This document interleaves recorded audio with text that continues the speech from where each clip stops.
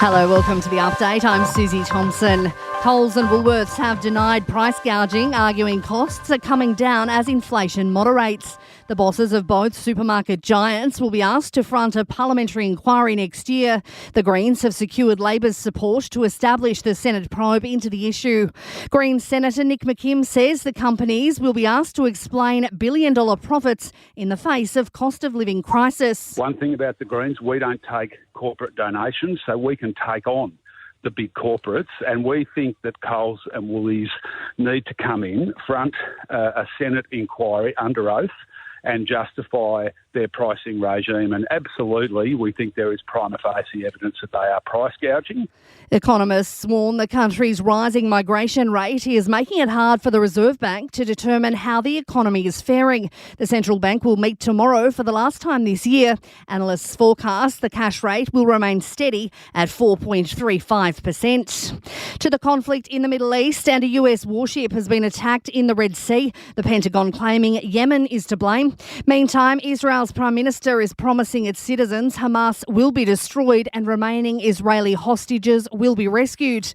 Benjamin Netanyahu says the IDF has taken down 400 Hamas targets as part of the renewed bombardment of the Gaza Strip.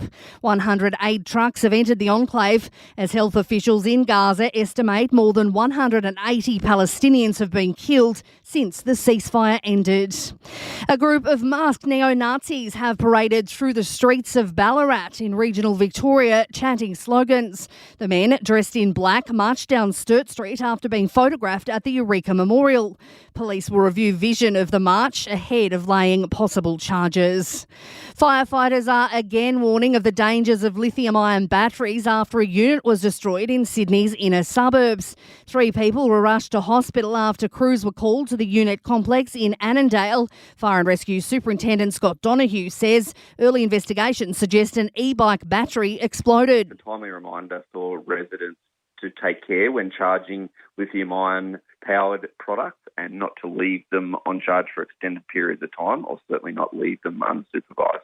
And the Gold Coast has scrapped its $700 million bid to host the Commonwealth Games after failing to gather support from the state and federal governments. It comes after the Victoria government ditched the Games in July.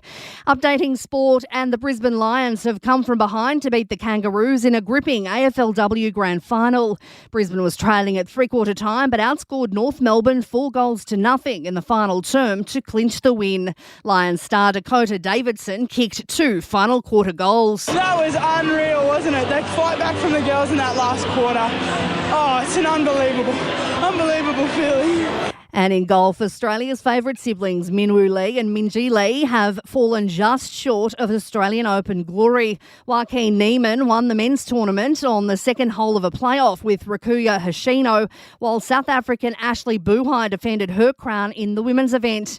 Minwoo was third in the men's, while Minjee was just one shot off the pace, claiming second spot. In entertainment news, Michael B. Jordan has been involved in a car crash in Hollywood, the 36-year-old ploughing his blue Ferrari into a parked Kia.